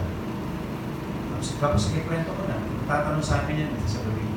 Mamaya sabihin sa akin ng tatay, Sir, maganda ho pala yung kumpanyang ginagawa po ng anak namin. Salamat po sa pagtulong ninyo. Maganda ho pala yan. Hindi namin alam eh. Kasi naman itong anak ko, mga lapit sa akin. Yayaman na daw kami. Hindi nga naguhugas ng pinggan dito eh. Paano kami yayaman? So kung pa saan credibility mo, kailangan mo talaga ipakilala. Alam mo, sabihin ng tatay ko, mga apa, sabi kayo magtrabaho din ha. Ikaw, kuya, tulungan mo itong kapatid mo. Oh, di ba ito, tatrabaho ko sa call center, marami tayong makalito doon. Sir, saan po ba ang seminar? Pag-aadal po ako. Yung mga kilala po ako sa factory eh. Baka pwede ko ipakilala sa aking anak, sa inyo. Pwede po ba sa inyo? Oo, wala akong problema. Dali lang po niyo sa office. Kaya mo kami nandito para tulungan tayo. Nagbabago ang pag-iisip. Siyempre, bakit mo, di lang ma-apply mo, nag-park ng kotse sa labas, di ba? Kayo ba, nadala niyo na ba yung mga boss nyo sa tatay at nanay niyo? Hindi, di ba? Di ba? Pero ang apply, madadala niyo sa bahay. So, di ko kilala ang apply niyo kung sino, ha? Kung si Mon Agmuro yan, o si Maylin Nagdane, si Roy Cueto, Roy Saldua, Joseph Lim, I don't know, ha? But I believe one of your global ambassadors can go there and pay your visit. And it really works. Pag dumating doon, buong pamilya, convinced. Hindi man sila mag-network, may moral support sa inyo. Pinapakilala ka pa sa tiya, sa ninang, ganyan, pupunta mo ng ninang mo, o tuwakan mo itong uncle mo. Para maiwasan yung family conflict. Lalo na pag negative ang mga asawa. Ginagawa ko yan. Kasi kaya hindi makapag-network yung spouse, yung distributor, kasi kumukontra yung asawa. Kahit ang lalaki mo ba ay negative. So it's very important para ma-use yung ABC rule. Okay? Lack of time. Oo, ang ganda nga yun. Kaso wala akong oras eh. Busy ako eh. Okay, tawag dyan, time management lang yan. We have 24 hours per day. Ilang oras kayo natutulog sa isang oras, sa isang araw? Ito, explain nyo sa tao. Ilang oras kayo natutulog sa araw? 7? 8? 8 hours. May natin 8 hours. So 24 minus 8, how many hours left? 16. How many hours at traveling time back and forth to work? Home to office, home trabaho, trabaho home. Total. 4 hours, di ba? Okay. 8 plus 4. 12, di ba? Okay. 8 hours yung tulog, di ba? Oh, plus 8 hours of work. Plus 8. Ilan na? 22. Ilan pang oras natitira? Ha? May 2 hours pa. I'm sure sa 2 hours na yun, pwede pa rin kayo mag-exercise nun. Pwede kayo mag-prospecting. Yung 2 hours na yan ang ginamit lang namin when we were starting many years ago. Utilize it. And now, with the power of your cell phones, you can do prospecting a lot on the cell phone. Habang nasa bus kayo, gamitin nyo yan. Huwag yung panooran ng teleserye yan. Huwag kayong Facebook ng Facebook. Mag-prospecting kayo, mga musta kayo. Sabihin nyo may opportunity kayo pwede tutulong sa kanila. Use that. Gamitin nyo yan. Okay? So yun lang yan. 8 hours of work, 8 hours of sleep, 4 hours. You still have 2 hours to do this business. Talaga lang may give up kayo. Ano yun? TV, uupo, manonood. Yan. Give up nyo talaga yan. On the first 3 years lang naman yan. Because I remember, on my first 2 years, ang give up ko sine. Bilig ako sa movies. Give up ko yan. Dahil wala na akong time eh. Wala na akong time. Naalala ko pa yan, 2 sine lang ang napanood ko pala on my first 2 years. Kasama ko pa si Francis Miguel. Kasama kami. Ang title ng movie, Independence Day and Titanic. Yun ang pinanood ko, in 96 to 98. Nanood na uli ako ng sine ng mga 99 na. Yun, every month nanonood na. My first 2 years, no, sacrifice talaga. But did it pay off? Yeah, on the first year, I went to the States as a travel incentive qualifier. I got my first car. I started making 100,000. You know, on the second year, on the third year, I was making $250,000. And I changed my cars again. I sent my kids to Manila to a beautiful school. I was helping my parents for the first time. Pero marami akong ginawa. Kaya lack of time? I don't think so. May oras kayo. Bad experience in MLM? Nakarinig kayo ganyan? Pinasok ko na yung company ganyan, wala naman nangyari sa akin eh. Okay. Pagka ganun, be a listener. Pakinggan nyo sila. Ano ang naging reason ng failure nila? Bakit sila? Pakinggan ninyo. Sabihin niya, wala, iniwanan lang ako ng sponsor ko dati. Pinasok ko, hindi na wala. Ilabas ako ng pera, wala na support. Malali na sa akin, first 2 months, hindi ko na makita. Iwanan na ako. Wala mag-mentor sa akin. Pagka gano'n, pakinggan nila. Tapos sabihin nyo, I'm sorry kung nangyari sa'yo. Naintindihan kita. Unfortunately, hindi ako makarelate sa kwento mo. Kasi, sa akin kasi may tumutulong, may nag-a-assist. So, I would suggest kung sana bubuksan uli yung isipan mo, buksan mo uli yung possibilities na pwede ka mag-succeed kahit gusto ko ipakilala sa'yo yung mga mentors ko na sila yung tutulong sa'yo this time. Subukan mo lang, silipin mo ulit. Huwag ka lang matakot. Kailangan na makita may office ko. Ito mo itong company ko. Then naniniwala ko, kung nagawa ito ng thousands of people, naniniwala ko na pwede mangyari sa'yo magandang pagkakataon. Hindi ito habang buhay na failure. Ano, mag-iisip sila, sabihin lang, oo nga no, sige, subukan ko lang. Saan ba yung opisina nyo? Kasi, huwag kayo makikipaglaban mo. Yung ka-countering mo, yung lalaitin yung company nila. So I would also suggest anyone of you here, everyone here, do not give any negative comments against other companies. That's why you will be called as ambassadors in global. Ambassadors of goodwill, of good words. Okay? Yung mga nag-networking sa building na to, may ibang networking company ko, smile at them. Smile. Okay, magalala. Mahihirapan din sila. Pag nahirapan sila sa company nila, downline nyo na yung mangyayari in the future. Okay? Only a matter of time. Only a matter of time. Okay? Don't give comments. Distant office. Ang layo naman kasi ng office eh. Sabihin niyo, yung office kasi, ang purpose lang yan is for formal trainings and purchasing of products. Sabihin niyo. Kaya sa iba't ibang places ngayon, sa ibang provinces, may mga BCO and product centers din para makapag-attend ko. And hindi mo naman kailangan magpunta dyan every day unless gusto mo talaga mag-aaral na mag-aaral. Okay? Buti nga ngayon, may mga offices na ngayon sa mga regions eh. Nung panahon namin, isa lang office namin sa Luzon, Manila lang. So people from Cagayan Valley, they have to travel either by plane or by bus for 12 hours to get to Manila. Ang hirap, yung panahon namin. Yung mga taga-Bisaya, isa lang din ang office doon. Taga-Mindanao, isa din. Alam mo kayo, Luzon, Visayas at Mindanao, ito lang office. Wala na. That was 94, 95. I started in 96, ganun pa rin. Hanggang sa sumabog na kami, tumutok na kami, doon na nagkaroon ng mga satellite centers na. And ngayon, we have about more than 100 BCOs all over the Philippines and 22 product centers nationwide. At yun ay sa inyong lahat. Okay? Use it. They will take my money. Kukunin lang naman nila pera ko. Narinig nyo na yan. Yan, narinig na ako comment na ganyan. They will take my money. One time, gumano sa akin, sinagot ko, marami ka ba pera? Wala nga eh. Kung wala kang pera, so kailangan mong gawin na eh. Wala kang pera. Hindi na kailangan ng company ang pera mo. Because the company is a billion peso company.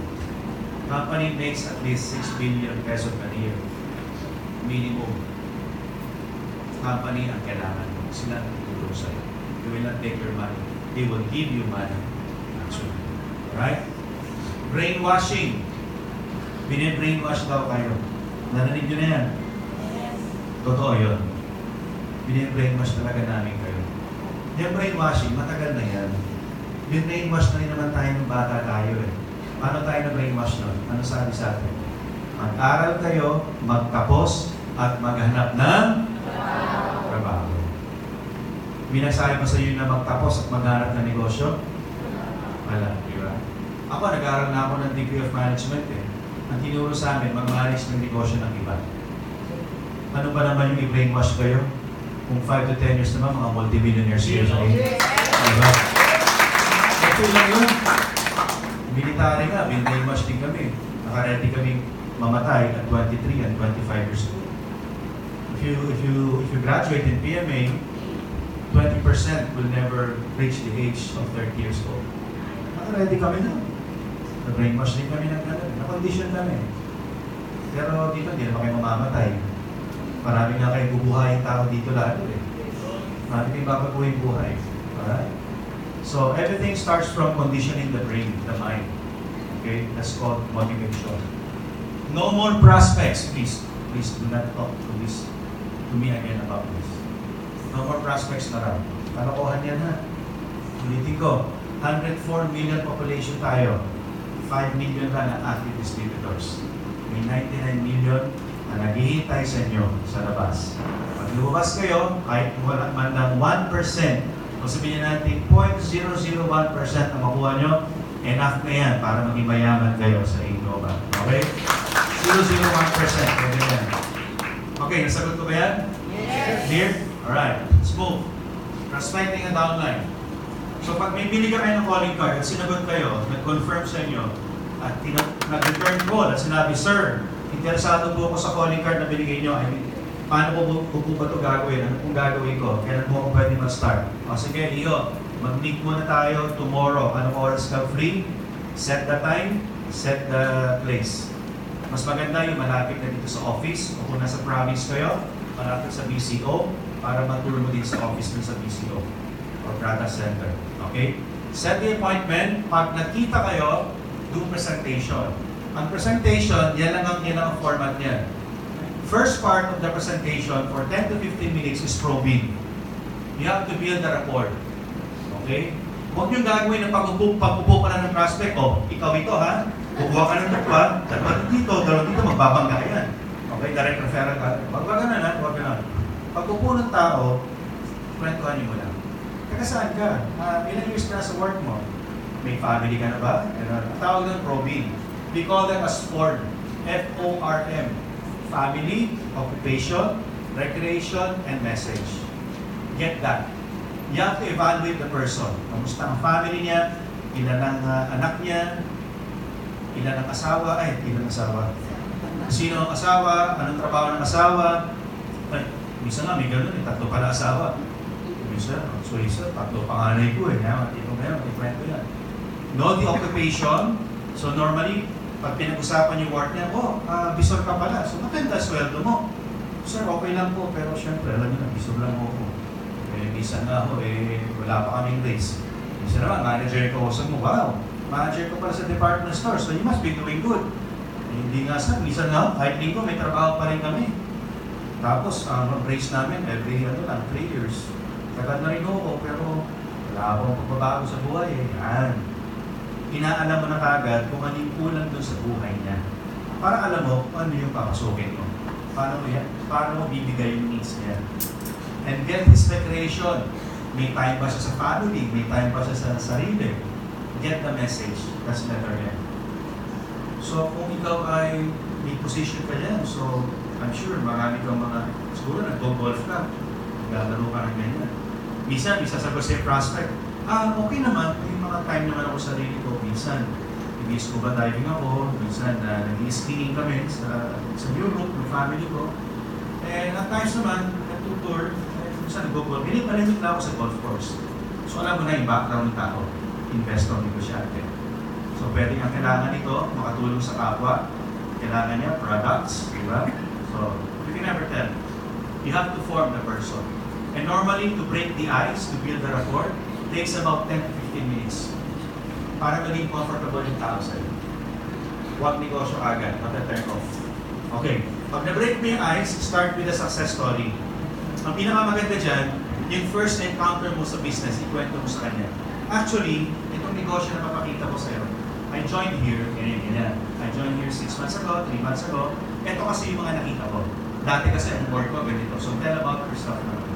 And then ikwento mo sa kanila yung success stories na nag-inspire sa'yo. Yan. So kailangan, kilala niyo yung mga top distributors dito, yung mga buhay nila, pag-aralan niyo sa YouTube yung mga videos, and then gamitin niyo sila, yung stories nila to inspire them. To open up their minds, the possibility of changing their lives also. Right? After that, go to the company profile, tell about AIM, the history of AIM, when did it start, who are the founders, how many branches we have, and then kung ma-explain nyo yung sa OPP, yung traditional business versus MLM na pinapakita namin, gamitin lang nyo yun. Alam nyo yung factory, wholesaler, aerated din yun, gamitin yun. Tapos yung bilog-bilog, yung kahit yung concept lang ng bilog-bilog, para maintindihan nila. Ipakita nyo na hindi siya pyramid scheme na ang mayaman lang yung nasa taas. Ipakita nyo yun. And then the best of all, when you are on the part of showing the money. You show the money, madali lang yan. Master nyo yan. How do you make money? Number one, timers. You make money from detailing. Number 2, direct referral. Number 3, mass sales bonus. Number 4, unilevel. Number 5, that's it. Stair-step. Pag tapos na yun, you're done. Pinakita ko na yung business. Makikita kami yan, especially doon sa pairing, sa binary, yung potential ng pagkita from direct referral, matching, and pakita nyo yung how much they can make in a day para tumulong sa kanila. Yun lang. Magtatanong niya, so paano ko magsisimula? Yun. So, at saka pa nag-represent kayo, dapat yung client niyo nakaharap sa wall. Huwag ikaw ang nakaharap sa wall at siya yung nakaharap sa mga tao. That's also a technique. Bawa, nasa coffee shop, pero mahanap ka ng posisyon na hindi siya madidistract sa tao. Nakatingin na siya sa'yo. Gets? Okay. And then, after that, pagka nakita mo yung interest ng tao, nandiyan na, interest pa lang ha? Interest. Next step is to visit the office.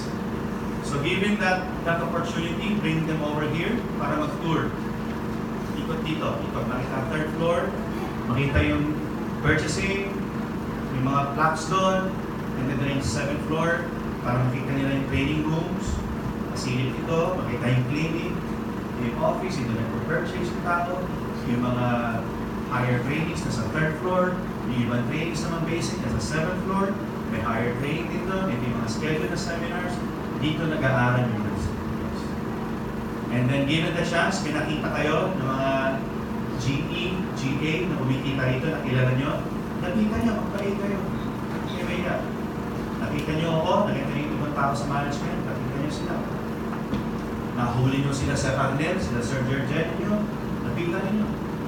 Swerte nyo lalo kung makita nyo si Doc Ed. Di ba? May picture na, may kamay pa. Alright? Nakita nyo ako dyan sa namin, pakalat-kalat, nakita nyo ako. So I can help you, please. Alright? Yun ang purpose nun. So very important yung office tour. Office tour. Number 4, you can schedule the formal trainings so that the person can apply for distributorship. Alright? Yun ang step. And then, pagka kasi kayo, nag-i-schedule na kayo sa tao, pwede nyo ngayon ipakita sa kanya yung mga schedule of mga seminars, saan siya dito attend, anong floor, and mas maganda kung matatabihan ninyo. I suggest tabihan ninyo. Kahit paulit-ulit na kayo na umattend dito, pag first time yan, tabihan ninyo. Para masuportahan din kung sino yung speaker. Tama ba? Yes. Alright. Ngayon pa nag-aganda ng training yan, OPP, NDO, pag-uusapan nyo na ngayon how can he start a business. They have to start from purchasing the package. So pag-uusapan nyo yan, package A, B, C, D. Para nakapwesto na kagad siya. Pag-iisipan niya kung 1 account, 2 accounts, 3, 7 accounts, or whatever. You have to talk. Kung ano yung need niya, kung ano yung kaya niya, yun ang kunin ninyo. Tulungan niyo yung tao. Here? Yes. Alright. Gising pa kayo? Yes. Hindi ba rito? Galing sa OPP, alam ko pagod na kayo. Gising na ha? Educate downline with the basics. Prospecting, invitation. So kung ano yung mga narinig sa mga training, ulitin nyo, i-reiterate nyo, teach the ABC rule, orient them about discouragement. So about discouragement, sino ba yung muna nag-discourage? Sino yun? Family, friends, relatives, para at least expected na nila. Yan din ang isang bagay kung bakit hindi kami basta nag-quit. Kasi inorient na kami. Guys, be ready for discouragement. Be ready for rejection. So alam na namin. Kasi pag hindi mo inorient yung tao, para siyang kahit na ganito lang nakataas, tinulak mo, mapipila yan. Pero pag inorient mo yan, kahit mataas ang tatalo na yan, naka-ready siya. So people, they know what to expect ahead. Okay. So kayo, naka-ready kayo. Lalo na kayo, dapat naka-ready rin kayo for rejection na. Alright? And SW next. This is the some will, some won't, so what? Next. Alright? Some will, some won't, so what? Next. So basically, ako thinking ko, ayaw mo, next, yes. Next, yes. Next, yes. Next, yes. Ano lang. Hanggang sa lumabas yung deck of cards, yung apat na alas. Tandaan nyo, prospect parang yung deck of cards. May lalabas na jack, may lalabas na queen, may lalabas na joker. So may joker. May isa nga, butaw pa nga eh. And then may lalabas na alas. Kaya huwag kayo mag-quit. Minsan lalabas yan after 15 cards, alas. So yung alas, di mo alam kung kailan yan. Kasi binalasa mo yan eh. Mamaya lalabas yan after 20 cards again, alas na naman. So huwag ka mag-give up. Kaya kung umaabot na kayo sa 40 prospects, parang rejection kayo, alam niyo na yun. Pag nasa 40 prospects na kayo, wala kang lumalabas, alam mo na yun. Malapit na dumating yung alas mo. Maniwala kayo sa akin, out of 50 talaga, lumalabas talaga yung tama. Hindi na kayo may paniwala. Bakit gano'n? Nagkakataon ng iba, nasa-check mo na 20 cards pa lang, 20 prospect, lumalabas talaga agad. Minsan naman 20, isa pa lang lumalabas. Minsan, nasa first 10 pa lang, dalawang agad lumabas eh. 10 prospects, may dalawang alas kaya eh. Pero pagkatapos naman, naghirap na naman. Boom! May lalabas na ng alas. I don't know. I think it's the law of nature. Ganun talaga magsubok yung mga anghel siguro natin. Hindi ka kagad bibigyan ng gusto mo kagad. Kasi ang negosyo talaga, ganun talaga rejection. Kahit magtayo pa kayo ng Jollibee, trust me, magtayo ka ng Jollibee, hindi lahat papasok sa'yo. Nagtayo ka ng Jollibee, sabihin ng tao, ano, mag-Jollibee tayo? Hindi, gusto ko apple pie ng McDonald's. Tayo. Jollibee ka na. Tapos may McDo ka naman, tayo ka ng McDo. O, McDo tayo, hindi, gusto ko kalapot. So, nare-reject din mga negosyo. Walang negosyo, hindi nare-reject. Okay? Kaya kung ma-reject man kayo, normal yun kasi negosyante kayo. Kasi ang sakit ng tao, ito na. Ito talaga ang totoo. Sabi nga ni Duterte, yan ang totoo. Okay. Ang totoo, ang problema ng tao talaga, masyado tayong approval addicted. Yan ang sakit natin. Kaya hindi tayo makalis sa employment. Enough na sa atin yung ina-approve tayo ng bisor at saka ng manager. Oh, good job, nice. Keep it up, right? Very good. Nice, very good, ha? Keep it up. Your salary, keep it down. Sa negosyo, ano mag-a-approve sa'yo? Ikaw mag-a-approve sa sarili mo kung magkano kinikita mo. Kusyante ka eh. O siguro palang araw, i-approve ka ng papa mo. Wow, lakas ng negosyo mo, brother. Lakas ng network mo ngayon. Talaga, kita ka na ngayon ng ganyan. Never be addicted to approval of people because you cannot please everybody. Asawa nga eh. Asawa mo na. Hindi mo pa rin makuha 100% approval. Lalo na magulang. The more prospects sa labas. That's part of life. Okay? Pag natanggap nyo yan, the quicker that you can accept that fact, a quicker success will come. Okay? The soonest, change will come. Right. Okay, organize schedules for prospects, for one-on-one, and for group meetings. So you will show your calendar or your organizer and sabihin mo sa prospect mo, downline.